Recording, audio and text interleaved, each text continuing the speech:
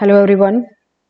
Today we are going to read Christ Hospital 5 and 30 years ago, a very famous essay by Charles Lamb. We are going to know about the introduction of the essay and line by line description of the text also to some extent and summary of the essay. Charles Lamb is one of the greatest English essayists whose works, Essays of Elia, is considered to be the matchless on the account of his naturalness and humanism. So Charles Lamb is very famous for his Essays of Elia. Charles Lamb belonged to the 19th century. He was a romantic essayist and he was very famous. And with a lot of people called him Prince of English Essayists, and his essays were very popular. His essays are light-hearted and without being frivolous, and wise without being tedious. It was very popular. Christ Hospital 5 and 30 years ago presents an account of his school life.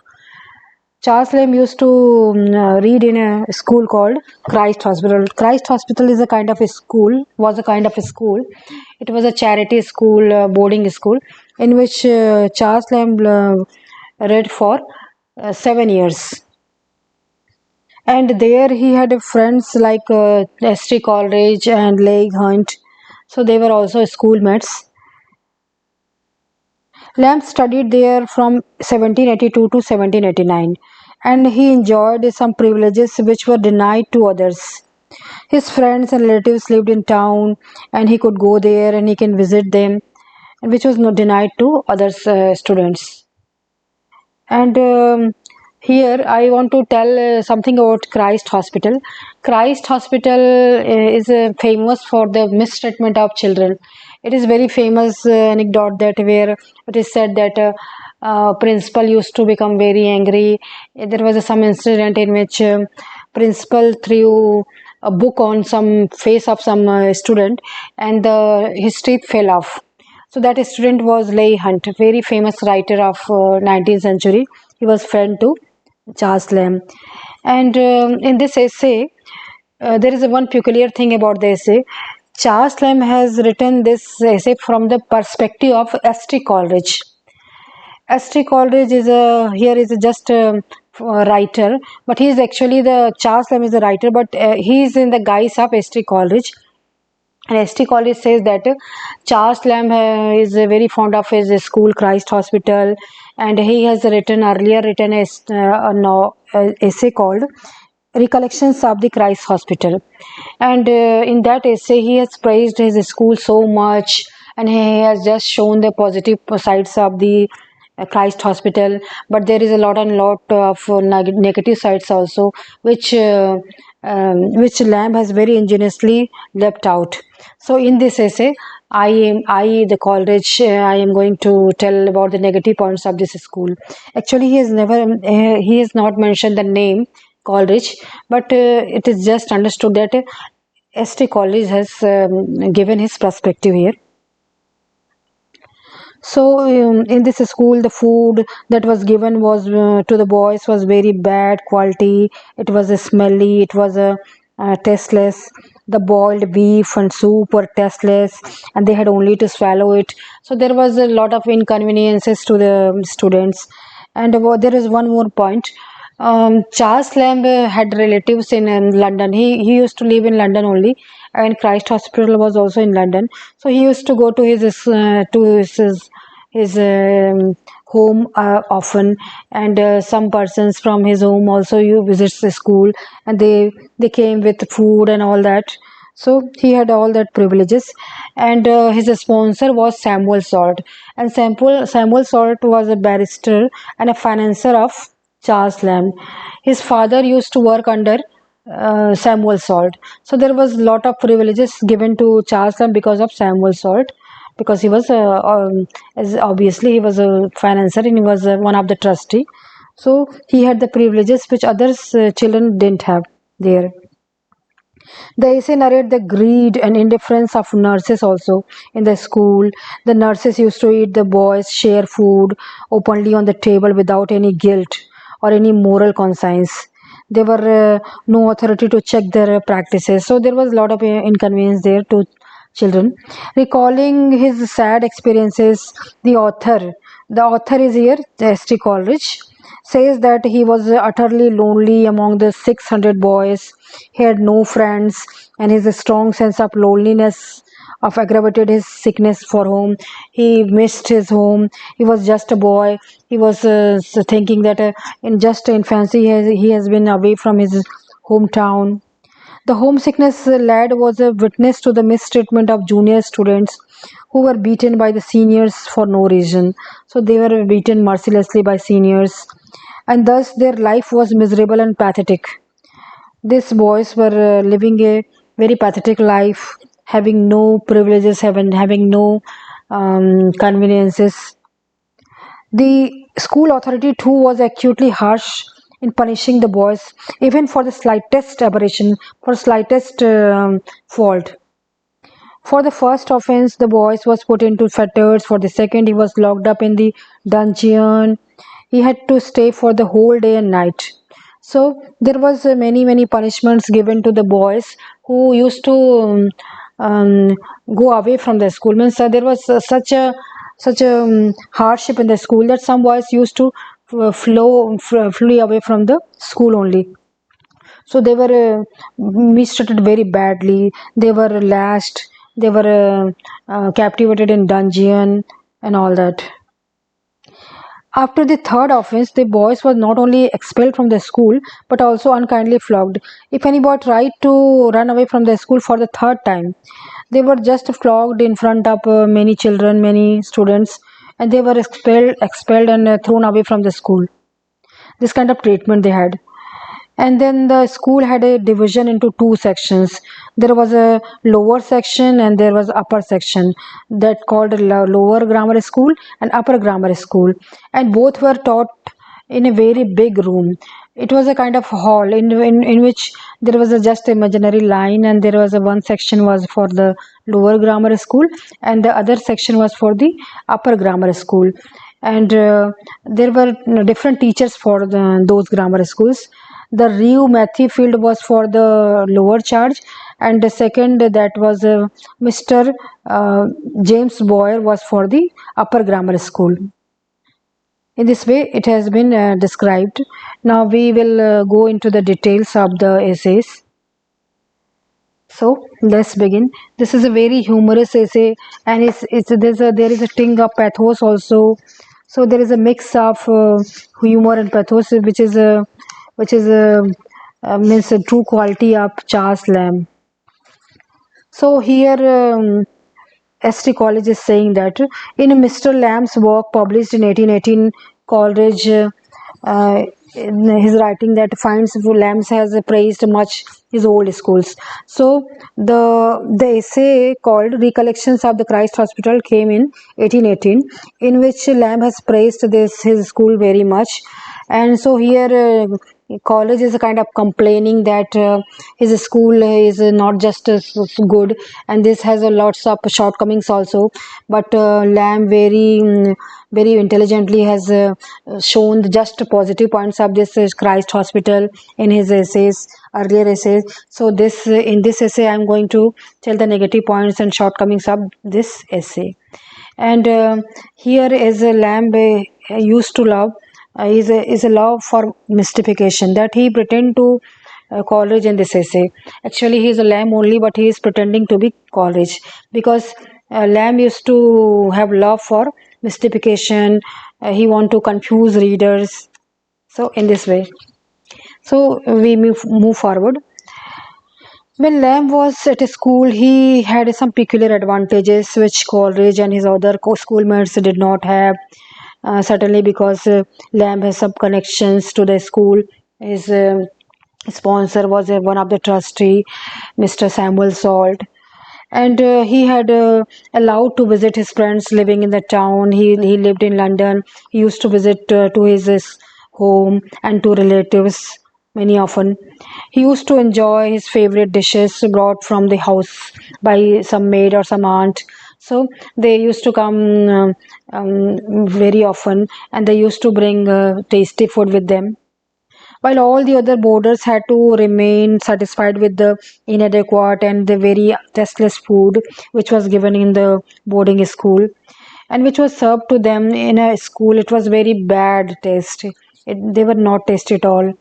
So they had a very much longing, or the restaurant longed for the tasty food of Charles Lamb. Charles Lamb's aunt Hetty herself would come with viands for him, for foods for him, and he had a great love for the bringer of the delicacies. Here, St. Coleridge says that Charles Lamb was very not happy with the food which was brought to him by his aunt.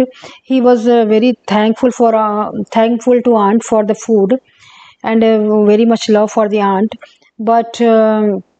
But at the same time he felt sympathy for those who because of their large numbers could not be invited to share them with them. So he wanted to share his food with other students, but he was not able to do so because the food was not so much enough that he could share that. It was very scanty food, and so he could not share that. And in this way he was not comfortable with the privileges he was getting there. Lamb was not comfortable. And above all, there was a feeling called hunger, and which went over all those feelings of sympathy and for love. So he ate those food. Now Coleridge move forwards and says that he was a poor, friendless boy. Earlier, he was telling about Lamb. Now he is telling about himself that he was a very poor, friendless boy. He didn't have friends, and his parents and well wishers were far away from him. They lived in some other towns, which was very far away from London, and the attitude of those few acquaintances and relatives of there on whom they could depend was not encouraging. He used to go to his relatives in London to visit them and to enjoy his life, but they were not. He was not getting very welcoming attitude from them, and they did not like his coming home very often. They were kind and sympathetic only for as much as necessary for the observance of formality. They were just doing formalities, and they didn't like his visits. Only a few visits of them disappointed him badly. So here college thought that I am visiting them it's very less, and they thought that college is visiting them so often. In this way, it was a very embarrassing situation. He felt himself all alone among 600 playmates. He was living among 600 playmates, but still he was thinking that he is all alone, and he's very disappointed for that. It was very cruel that he had been separated from his home so early in life. So Collis was brooding that it is so cruel that he has been away um, from his family, from his relatives, and he is living in this school, and which he didn't like at all. In his childhood days, he would miss his native town very much. He loved his town. He used to dream about the town. Many times he dreamed of his town and went when dreams had been over. And sometimes when his dreams was broken, he wept bitterly that where is my home, where is my hometown, and like that. So it is a very pathetic situation. Every students who have lived in boarding schools can relate to this story, because in boarding school every children used to have very longing for their home. There is a very acute sense of homesickness in them. Then college move forwards in the guise of Miss Lamb move forward in the guise of Coleridge. Coleridge here recollects and remembers the long warm days of the summer, which he had to pass either in the company of friends or all alone. So, in the school, in the school holidays, they used to go for walking or for just sightseeing, and those was the warm days. And he was going. Other people are going in the company, but he used to go all alone. He also recalls that he and his friends were not even provided with sufficient food. They were not given money, they were not given food.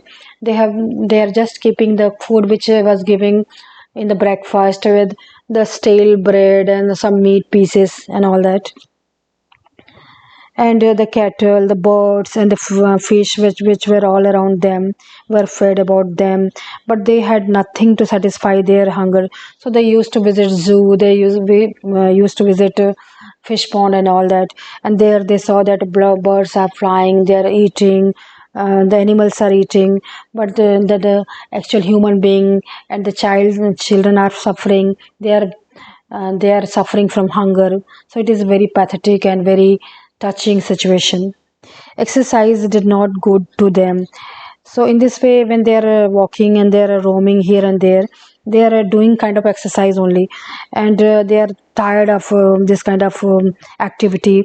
But on the contrary, this increased their appetite, for which they had no sufficient food to food satisfy.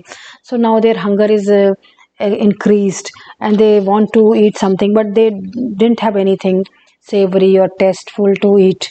They just had a stale food from the boarding school, which was also not sufficient. Now, move forward. Now, the condition of the students of the Christ Hospital would become worse in the days of winter. As you know, that the winter in England is very chilly. When they used to wander purposelessly in the street, they used to walk in the street without purpose, and they, however, would do so in order to extract a little amusement, little happiness from the engravings displayed in the shop. They used to visit shops, just visiting, not buying anything, and they saw the engravings, their paintings, and they used to get pleasure from watching them. And they used to pay repeated visits to lions in the tower. There was a Tower of London, some kind of zoo there, and they all the time they were taken there only, and they have gone there so many times that even the warden of the zoo recollects them, and he recognizes them very well. College in the actually Lamps himself tells us of the tyrannical attitude of the masters and the monitors of the school.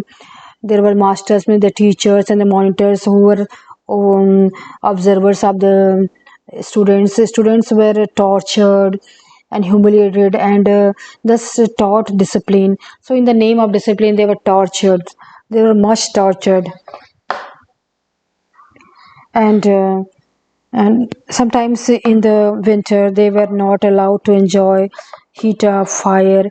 They were kept away from the fire which they needed badly, and sometimes they had to pass the hot days and nights of the summer without water. And so the days were very torturing for them. They would be last if they were found talking after time to go to bed. They were allowed just to sleep silently, and if they made any kind of just a slight noise, they were beaten. They were last. Such a bad treatment they get from school. Now move forward. At Christ Hospital, in the next there is a next paragraph. At the Christ Hospital, there was a very cruel student named Hodge, and he was a cruel like Nero. He was Nero. Nero is a emperor of Rome, and he was very cruel. He was famous for his cruelty, and it is said that when the Rome burnt, Nero played on pipe. Here it has been used for the Hodge. Actually, Nero was a Roman emperor, and he was very cruel. It is believed that he was fiddling, means playing on the pipe, while Rome was burning, and so he did not care for the his subjects. His people revolted against his tyrannical rule, and he committed suicide after all. So this Hodge, the boy Hodge, has been compared with the cruel Nero, and he branded a boy. He burned a boy who had offended him with a red hot iron. See, such a cruelty. He once brought an S into school and kept it on the roof. So he was having some affair with a nurse, and with the connivance and with the help of that nurse, he brought some S in the dormitory, and he kept there for many days and many weeks.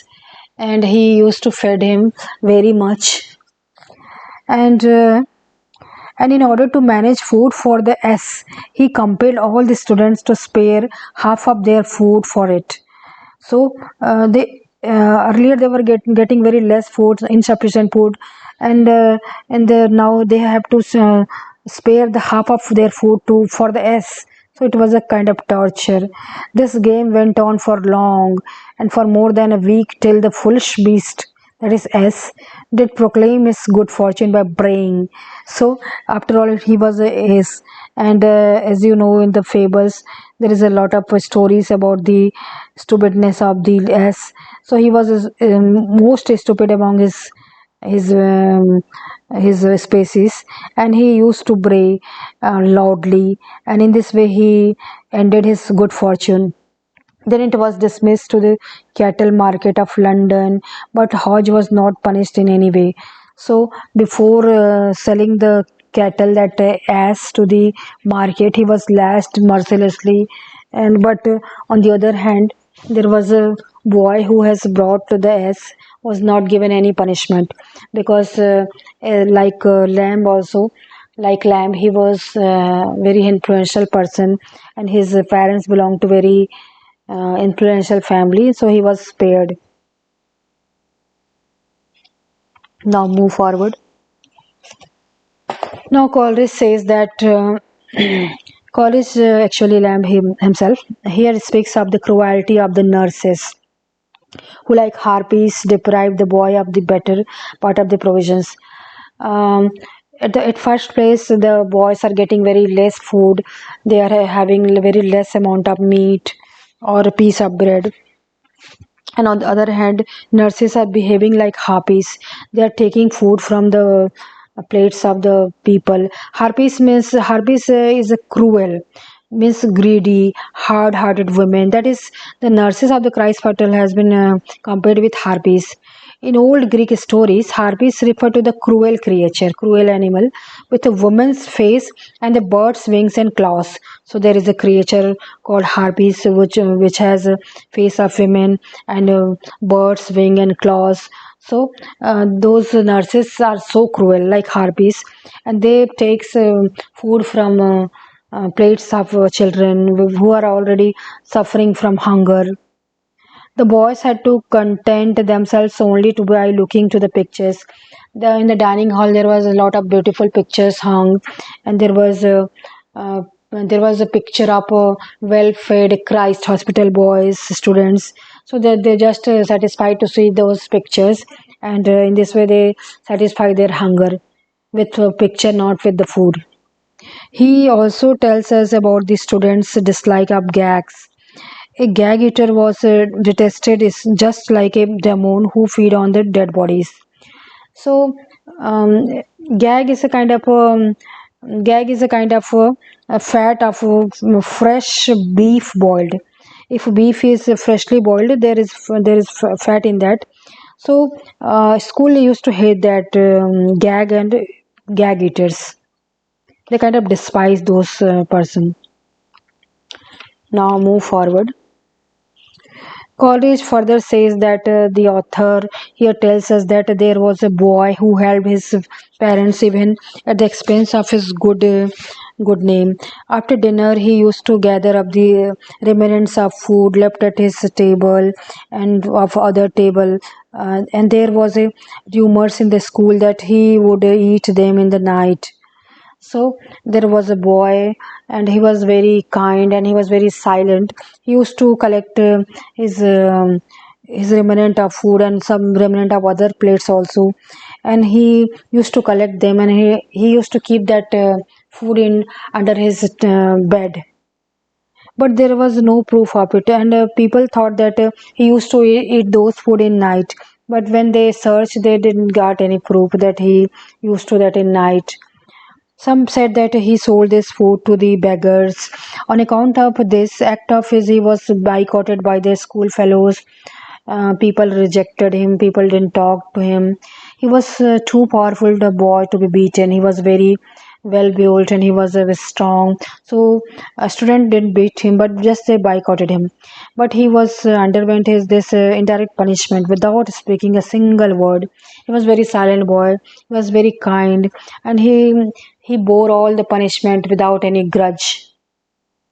It was later on discovered by the two of his fellows and students that he used to supply this food to his old helpless parents. So his parents were very old and helpless. They were poor. So he used to take those food to them, and he fed them in this way. The school's authorities, when they came to know about this reality, became very happy and they praised that boy. They gave the old parents immediate help with money or food, and they presented the boy with a silver medal. So in this way he was praised. And but here Lamb also says that this is not the good gesture, because in this way the school has shown their capacity that we have helped the boys, but actually the boy was insulted, felt insulted in this way. Now move forward. Coleridge, actually, the Lamb himself says of himself that he was a melancholy boy. He used to be silent. He became too much sad and terrified when he saw a boy in the chains. So there was a lot of children who used to who liked to run away from the school, because they were not able to bear the punishment they were getting. So they run away from school. Sometimes they run away for many times. If he is running away for first time, he is mistreated and he is flogged, he is blessed. And when he runs away for second time, he is kept in dungeon. And when he ran away for the third time, he was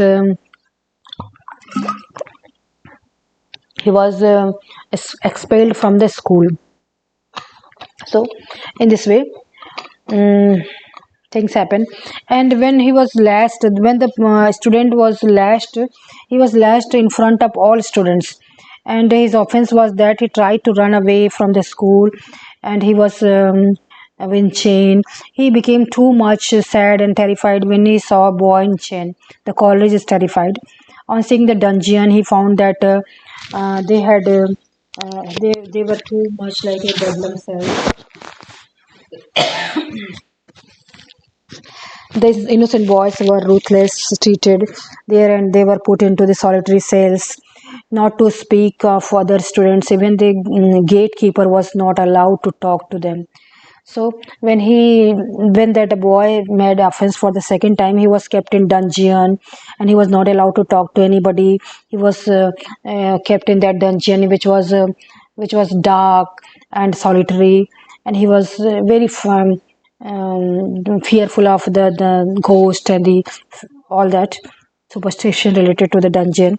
The boy whom he saw in fetters were very first day of his coming to school was one of the unfortunate boy who was to undergo such a punishment there. So college once saw a boy who was in fetters, and he was very terrified to see that boy, and he used to have sympathy for that boy. Now move forward further. At Christ Hospital, the school was punished just like the boys were punished just like the professional criminals. Actually, they were very innocent boys, but they have been treating like they are professional criminals. So this is a very bad thing. They were flogged ruthlessly. They were lashed out. A boy who had already tried to run away from the school twice was again found guilty of the same offense. And second time offense is a very bad thing for the school. He was deprived of the ordinary blue uniform. He was and the students of the school used to wear blue uniform. It was a uniform, and he was taken out. That boy was was deprived of that ordinary blue uniform, and he was given a very strange kind of dress to wear, and he was brought into the hall where all his school fellows were waiting for him. Before all the students, the boy was scourged relentlessly. He was lashed out, and what was the result of this thing? His back became knotty and his blue. So he was in very bad condition. He cried. In this condition, he was handed over to his friends and to relatives, if there were any, or the parish officers sitting outside the hall. So he was not even given the priority of going to parents. He was just thrown out of the school. Now move forward. College, again in the reality lamp, ironically says that such a splendid show, that is the whipping of the boy, were not displayed so often as to spoil the general mirth of the students. So here Lamb is being ironical, he is being satiristic, that he's saying that to see uh, to see um, to see boys lashed out is a very good scene, and they are not getting this mirth, this scene very often. He then says about his teachers.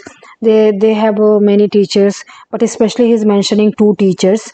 One is Ryu Matthew Field and the other is Ryu James Boyer. Matthew Field was a good natured man that a student felt fortunate to have to be under him and to be the member of that portion of the apartment and which he presided over. So there was a kind of large hall. In the same large hall, there was a two section. The one was lower grammar school, the other was higher grammar school. So charge of the lower grammar school was under the Matthew Field, and for the upper grammar school, um, charge was given to James Boyer. Now, there was just imaginary line which divided those schools, and students in this custody lived in a free as a bird. So Matthew Burnall was a very good-natured man, and he did not lashed out their his students, and he used to have very good relations with the students. He never used to rod. He just kept rod, but he never used to that rod. The rod in his hand looked rather like an emblem, a symbol, than an instrument of authority. Students studied and learnt according to their own choices. If they liked to read, they read. If they didn't like, they didn't read. So it was a student's choice. यही है right choice. And then next move on. Matthew Field was a mixture in equal proportion of the gentleman, scholar, and Christian. He was a very good scholar, gentleman also, Christian also. But he became more of the gentleman than any of these two. So he was a more of the gentleman than of the scholar, and he was very kind-hearted. He would attend the parties, he would go to church, even when he would should have been attending upon the pupils. Means he used to go to parties more often than teaching his students. He taught only two or three of the introductory fables of the Phaedrus, and so he did not finish his syllabus. He was he was just he liked to go to parties, and he just left his students. James Boyer, on the contrary, was a very strict man. The person who was in charge of the upper grammar school, James Boyer, he was a very strict man. He was the least interested in interfering in the matters of the other. He was confined to himself only. His students were generally busy with their studies, and while the author that is Charles Lemon St. Coleridge, and the other students of the Matthew Field enjoyed it themselves in the many field may way light. His anger and annoyance had nothing to do with the author and his fellows. His boys turned out to be the better scholars. So there is a discrimination in this school. If Matthew Arnold is not there, James Boyer was already present in that hall, but he did not care for the other students who did not belong to his class. He just concentrated on himself, and he just taught his students, not to students of Matthew Field. And ST College and Charles Lamb were the students of Matthew Field, so they enjoyed a lot of freedom, a lot of happiness in that school, in the matter of studies, you can say, not in the matter of that happiness and all that. Now move forward. Coleridge and his fellows knew at least something about Boyer's system. So Coleridge and other fellows who are not students of Boyer, but they knew the practice and the all the things about Boyer's system. Why? Because they used to study in that same hall, although they were not in the jurisdiction of that Boyer. Occasionally, occasionally they heard sounds of the victims of the hellish punishment. So Boyer used to give a lot of punishment to his students. He was a violent, vain scholar, and he was very he would laugh but not very often. So he was very serious kind of person. He had two wigs. He used to wear two wigs, both pedantic but different omens. So some days he used to wear a simple wig, some days he used to wig other wig. His serene, smiling, and fresh powdered wig was indicative of his good mood. So when he is wearing the wig which is fresh, powdered, and which is very simple, then it signifies that he is in good mood and he will not punish his students. And so mild days for the boys. So the boys. After watching wig of his master, they already understand that what would be the behavior of his master. His old, discolored, unkept wigs denoted frequent and bloody execution. So when he used to wear the wig which was unkept and which was shaggy and which was discolored, so a student was were threatening with, were very they were shaking with fear, and they knew that this is a bad day coming to ahead to them. Even in the gentle mood, he whipped the boys. So such was the James Boyer. And now what happened? It happened only once that he lifted up his rod but put it back without beating the boy. So there was a very less incident in which he did not beat the boys. Otherwise, very often he used to beat boys. There was one incident whenever there was an innocent boy who has some problem in eyes. He was playing with the desk of James Boyer, and James Boyer came there and he asked, what are you doing? You are going to be punished in this way. But that boy was very innocent. He told very innocently that, sorry sir, I didn't know that this is an offense. I know the offense which was just mentioned earlier to me, and I did this without knowing. So everybody laughed at his innocence, and James Boy did not punish him. So this kind of a scantist incident in which students saw that James Boy did not use his rod. It was only due to the fact that the boy said that he did not know that it was against the rule, against the law. He knew only the written laws and all that. He was pardoned, he was excused.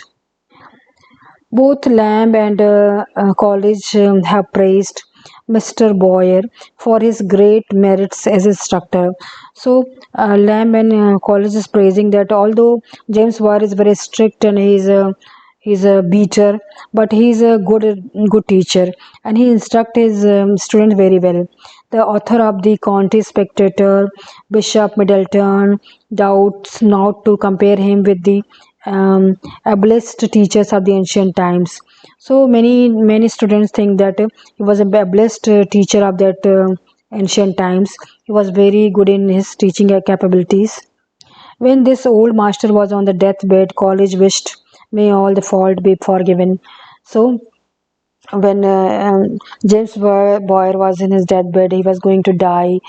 Every children prayed, and College also prayed that maybe all his faults should be forgiven by God. He will go to heaven in that kind of, because they know that he was committed so many faults. He has flogged children, he has lashed out children, he has beaten so many times. So he may go to hell. So they are praying that he may go to heaven. So this kind of funny situation, funny for us, not funny for the students, we can say, who are suffering at that time. Now James Boyer produced many good and sound scholars, very intelligent scholars. Two of them were very close friends to Coleridge, and he used to meet them. And they were Lancelot Pepys Servan, and the co-grammar master, and the Dr. Trollope, the headmaster. So many students who read under the James Boyer became very good scholar, and they are doing well in their future and their career. They were generally seen walking arms in arms with when the advanced days, one found in the to retire convenient to retire. um, the other also immediately decided to take retirement. Then he says that Matthew Field and James White took retirement, and they were friends also. Though they have a completely different temperament from each other, they were friends, and they took retirement at the same time. Beside this, among his students, there were great scholars like Thornton and Enoy to the court and the Portugal and Brazil. So there are many students who became Enoy, became agent, and they were became Enoy to the Portugal and Brazil. The name of the student is Thornton, and there is a Middleton, Bishop of Calcutta, who has become bishop in Calcutta, and there is a Middleton was a great critic. He became great critic. Richard Scott and Maude were the other important figure among those who Lamb can never forget. So he is now remembering the friends who were in the Christ Hospital, and who is remembering what have become what, like that, what career they have opted for. So he is missing his school and his schoolmates now. Now Lamb's throw off his disguise. Now up to this time, Lamb was behaving as if he is not a Lamb, but he is a Coleridge. But now he has thrown off his disguise of St. Coleridge, and writes in his own person. That is the Elia. That is Elia, his pen name of Charles Lamb. He speaks high of Coleridge by addressing him as a logician, metaphysician, and bard. So, as you know, that St. Coleridge and Charles Lamb were read in the same school. They were lifelong friends. So he's praising Coleridge, and he's telling that he was a very good scholar and metaphysician and bard and all that. When he spoke on the mysteries of Jumbochius or the Plotinus, or sang from the work of the Homer or the Pindar, the passers-by would stand still and praised him for his talent. So he's praising just St. Coleridge. He was such a scholar, and he was such a great poet that when he recited his poetry, and when he recited his logics and metaphysical preachings, everybody watched him, everybody praised him. He enjoyed many contestants of wit and Charles Valentine Lee Greece. And with Charles, he says that a college used to enjoy many contests of wit and debates with Charles Valentine Lee Greece. This is another student. Now, again, next paragraph. While talking about various personalities associated with the Christ Hospital, Lamb cannot forget the cordial smile of Ellen. Ellen is a student also. He took a great interest in jokes of others, and those of his own. So Ellen is a person who has great interest in jokes of others and of his own jokes. He was a famous, the most handsome boy. He was very handsome, and his face was so attractive on the looking at it, that the wrath of the infuriated town girls was converted into gentle greeting. God bless thy handsome face. So he was such a handsome that no girl were angry with him. If some girl is very angry, then when she used to see the face of that Alan, her all anger was thrown away. and she used to tell, bless thy handsome face. Lamb then tells us about his two friends, Samuel Lee Grease and Captain Samuel Favell, who gave up their education and joined the army. So now he is remembering other friends like Samuel Lee Grease and the Captain Samuel Favell, who were who did not pursue their education much, and they went to army, and they joined army. And Lee Grease died in West Indies, and Favell killed in the Battle of Salamanca. So in the army, they in battle they got killed, and now they are no more. Lamb concludes the essay with a mention of the two more names of his friends, Franklin, then Master of the Hartford, and the Mark Thompson. Now, Lamb is remembering some more friends whose name are Franklin, and other is Hartford, and Mark Thompson. So, he is also remembering them. So in this way, he missed his school, and he has given a very great account of his school, and this was a very captivating essay, and hope you like this essay reading. And if so, please like my video and share with your friends. Thank you.